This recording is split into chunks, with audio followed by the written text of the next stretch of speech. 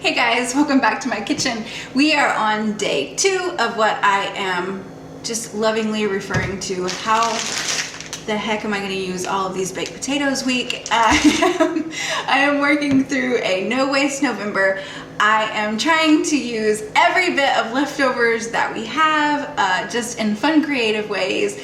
I will use them to just make like 1 or 2 servings anytime that I have stuff left over. So I am going to show you guys all this week how I am using baked potatoes to do like fun, creative, new things in my kitchen so that we can enjoy these as something besides just a basic baked potatoes. If you guys are curious what I have done the rest of the week, I will post the links down below. But today I'm going to show you guys how I turn just a basic leftover baked potato into a twice baked potato, and that is going to be my lunch today.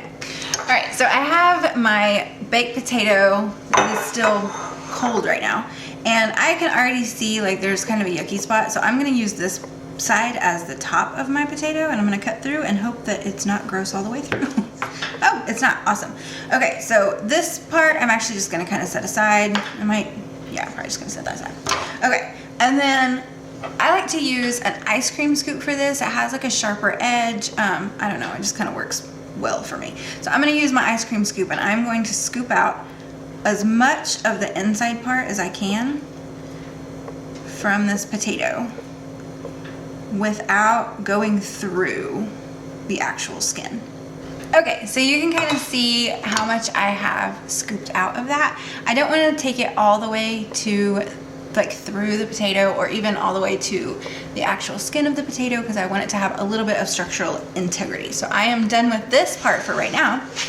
And then the next thing that I am going to do is I'm going to throw this in the microwave with just a small pat of butter because it is easier to work with the potato skin if it's cold, but it's easier to work, that might be too much butter, but it's easier to work with the actual inside of the potato if it is warm. So I am going to throw some butter in to melt that in the microwave and just throw this in for about 30 seconds. That's all that's going to need to just warm that up enough for us to be able to mash it up. All right, if you guys remember that time that I said 30 seconds, discard that, it took me about a minute. So I have my insides, my innards of my potato nice, and it's not hot by any means, but it is warmed up, and that butter is kind of starting to melt. So I'm going to mash that.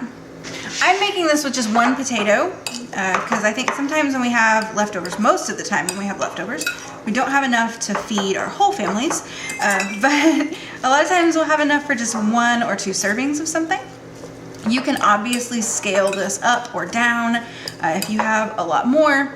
I don't know why you would scale it down. You could scale this up if you have a lot more that you need to make, or if you wanted to just pre-make some baked potatoes and use this recipe, you could totally do that for your whole family. I'm just making 1 because that's just what I have available to make right now. So I have my stuff all mashed up, and then I like to add to this some cheddar cheese. This is just a mild cheddar cheese. Any cheese that you like on a baked potato works really well. I'm gonna add some salt and pepper to it. Potatoes take salt like champs, so make sure that you're giving it lots of salt in there. Get some parsley, that might be good in there. I don't have any of that right now, so I'm not gonna use it. So now I have my insides completely done, so I am just going to scoop that right back in my still cold baked potato shell.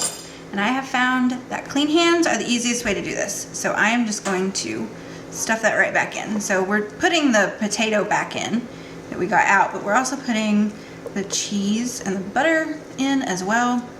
And so it's going to be a little bit overstuffed. So you can butter a baking dish if you want to. I'm just gonna give this a light little spritz. And then stick this in your baking dish. If you want to, you can throw a little bit more cheese on top. I don't love cheese, so I'm not gonna do that. But if you want, you can throw a little bit more cheese on top, and right at the end, hit the broil and get some cheese brown and melty, and it will be very good. So I'm gonna stick this in the oven, and my lunch will be ready in about 20 minutes. My twice baked potato is done. I'm going to chop up a couple of pieces of fruit and add that to my lunch, and my lunch is going to be finished. And this is another fun recipe that I was able to get from some leftover baked potatoes and use up some of those leftovers so that we do not have any waste this month.